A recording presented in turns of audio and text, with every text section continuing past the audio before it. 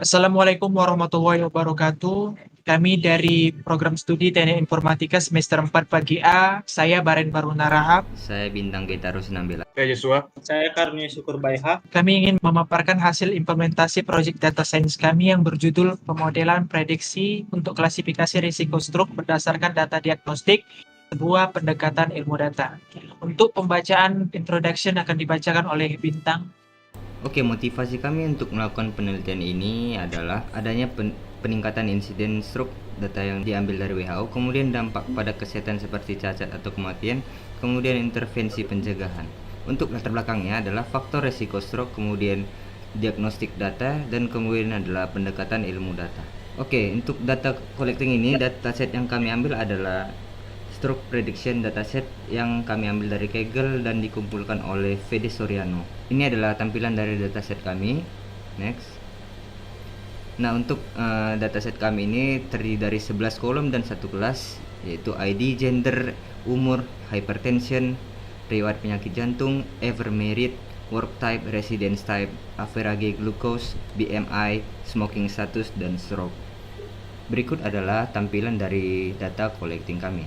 Oke, untuk pre-processing data akan dilanjutkan oleh Baren. Baik, saya akan melanjutkan dari Bintang. Kemudian kita dalam tahap pre-processing. Pertama kita melakukan pemeriksaan data yang kosong dengan fungsi is_null. Kemudian kita panggil juga metode sum untuk menghitung jumlahnya. Didapatlah BMI sebesar 201 data yang hilang. Bagaimana kita menanganinya? Kita menanganinya dengan mengisinya dengan nilai rata-rata. Nah, kenapa dengan rata-rata? Kami ingin mempertahankan ukuran dataset yang lengkap yang digunakan untuk data kami secara lengkap. Jadi representasi data kami meningkat, tidak ada yang hilang. Kemudian BMI adalah faktor indikator penting dalam evaluasi risiko stroke. Kemudian kami cek kembali, sudah bagus nilai BMI. Kemudian ada berapa banyak data gender, kami cek dengan kami filtering dan kami cek jumlahnya itu ada 1. Kami ingin menghapusnya karena data ini cuma ada 1. Kami cek barisnya, kemudian kami hitung kami hapus dan kami hitung kembali gender yang hilang itu adalah 0. Kemudian kami memeriksa smoking status, ada sebanyak 1544 data. Jadi kami memutuskan untuk tidak menghapusnya karena nanti kehilangan informasi yang banyak. Kemudian nanti ada juga ketidakseimbangan kelas yang mungkin signifikan terjadi. Kemudian kami cek duplikat data, tidak ada data yang duplikat. Kami periksa tipe data kolomnya di sini. Kita lihat seperti hypertension sudah integer, primary object sudah sesuai. Kemudian kami cek distribusi statiknya dengan describe. Hasilnya umur itu tertinggi itu 82. Dan umur di sini kita lihat tidak ada yang negatif ya, itu sudah baik. Kemudian kami hapus fitur ID karena tidak relevan. Selanjutnya one word encoding pada kolom work type dan smoking status. Kenapa kami menggunakan ini? Karena 2 kolom ini merupakan tipe kategorikal yang tidak mempengaruhi urutan, jadi kami memutuskannya. Jadi dapat dilihat di sini sudah terjadi proses one hot encoding. Kemudian kami delete setelah kami lakukan proses one hot. Di sini juga label encodingnya di sini kami lakukan label encoding pada kolom gender, ever married, dan residence type. Kenapa? Karena gender berisi dua kategori, yaitu yes, female dan male, ever married, yes or no, dan juga residence type, kota dan pedesaan. Jadi hasil akhir prosesnya ini dapat dilihat di sini, distribusinya sudah cukup baik, itu sudah numerik semua. Kemudian kami simpan datanya. Selanjutnya Eda dilanjutkan oleh Karunia. Terima kasih. Berikutnya saya akan menjelaskan tentang exploratory data analysis. Pengertian singkatnya yaitu pendekatan menganalisis kumpulan data untuk merangkum karakteristik utamanya.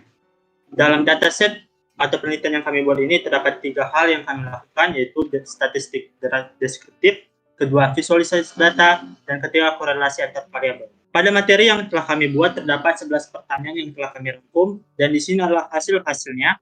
Di sini ada visualisasi secara histogram, visualisasi secara box plot, dan juga kami menambahkan presentasi dari setiap visualisasi sehingga memudahkan kami untuk mengeksplorasi data. Berikutnya akan dilanjutkan oleh Joshua. Berikutnya modeling. Pertama, kami input terlebih dahulu data yang sudah di pre-processing. Sebelum itu kami persiapkan dulu data sebelum dilakukan pembagian dataset nanti dan uji. Pada kode X berisi semua fitur, dan pada kode Y akan berisi label yang akan digunakan untuk melatih dan menguji model. Setelah pemisahan data, kami memiliki 3.831 sampel train, dan sementara itu tes masing-masing memiliki 1.278 sampel. Data stroke memiliki ketidakseimbangan kelas. Hal ini terlihat dari perbedaan jumlah sampel dalam Y-train dan Y-test. Kami menerapkan smooth pada data latih dengan resampling sampel minoritas, sehingga jumlahnya menjadi seimbang dengan sampel mayoritas. Setelah proses smooth dilakukan, kami mendapatkan X-train rest dan Y-train rest. Dalam hal ini, jumlah sampel kelas positif kini menjadi seimbang. Kami menggunakan model logistic regression untuk melatih pemodelan untuk klasifikasi resiko stroke dengan menggunakan dataset latih yang sudah disampling menggunakan smooth. Setelah melatih model dengan model 1 fit, pada data latih dan mendapatkan hasil 0,935. Hasil ini menunjukkan bahwa logistic regression berhasil mencapai akurasi sekitar 93,5% pada data latih yang telah disampling. Berikutnya evaluation. Kami menggunakan validasi silang dengan K-fold untuk mengevaluasi kinerja model logistic regression menggunakan dataset latih. Objek K-fold dengan membagi data menjadi 10 lipatan dan mengatur random set untuk memastikan variasi pembagian data. Kami menggunakan cross-file score untuk melakukan validasi silence pada model logistic regression atau model. Jika kami menggunakan X-train rest dan Y-train rest yang telah di-resampling menggunakan smooth, nilai rata-rata akurasi menjadi 0,93. Menggunakan train tanpa resampling, kami mendapatkan nilai rata-rata akurasi sebesar 0,95. Hal ini menunjukkan bahwa model yang memiliki kinerja yang sedikit lebih rendah saat menggunakan dataset yang telah di-resampling. Perbedaan ini mungkin disebabkan oleh perubahan dalam distribusi data akibat oversampling. Kesimpulannya, meskipun ada sedikit penurunan kinerja saat menggunakan dataset lebih yang di-resampling, model tetap memberikan hasil yang baik dan dapat digunakan sebagai alat yang efektif dalam pengklasifikasi resiko stroke dengan akurasi 95% tanpa resampling. Hal ini dapat digunakan untuk membantu tenaga medis dalam mendiagnosis dan mengambil tindakan yang tepat untuk pasien dan resiko stroke yang tinggi. Saya kasih kepada Baren. Baik, demikianlah hasil dari presentasi tugas akhir kami. Mohon maaf apabila ada salah kata. Wassalamualaikum warahmatullahi wabarakatuh. Terima kasih.